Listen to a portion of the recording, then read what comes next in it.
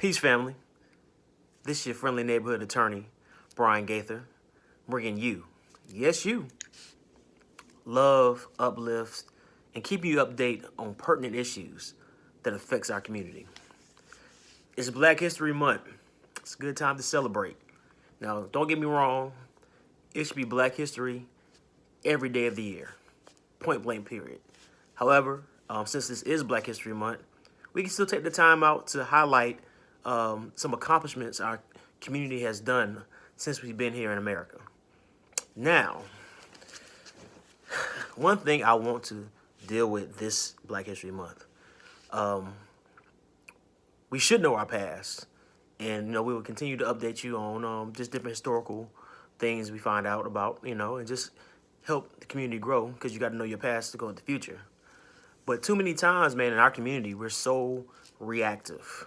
When you're reactive, you simply react to past situations. We need to move toward being proactive.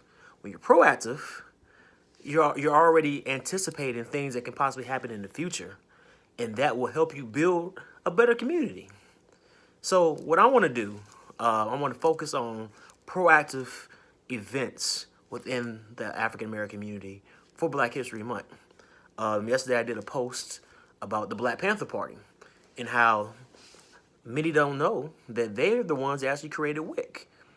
They was proactive. They realized that there was a need in the community, that young children perform better in school when they have a healthy breakfast. And if you feed and take care of the mothers, those are the ones that nurture those children. So, of course, they came up with the program Women, Infants, and Children, and you see it still goes on today. They was proactive, and they actually did good in their community. I want to briefly talk to you about my frat brother, KSI. He was the richest African-American in the 80s. He was also a lawyer. Reginald Lewis. Man, I just want to tell you guys about him briefly. I want you to go read his autobiography. Why Should White Guys Have All the Fun? The reason why it's such a good book, because it's inspirational, because his background. He came from like a middle-class family, not poor, but not rich. And, of course, it has its own issues, because your parents can typically make too much for you to get any student grants or anything, but you're not quite, but you're not rich, so your parents can't pay for you to go to school. So he had to make his own way. So he got a football scholarship to Virginia State. Now, the impressive thing about this brother, he was proactive, very proactive. He actually got into a summer program while he was in college, a summer program to go to Harvard Law School. This brother took full advantage of that program, walked in, figured out who he needed to talk to, and he didn't even do application. He linked up with the proper people at Harvard. He was the first person to ever get accepted into Harvard Law School without even filling out an application.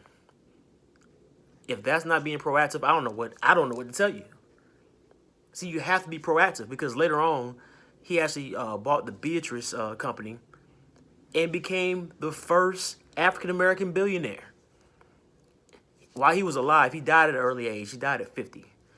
He wanted to create a Black African-American museum.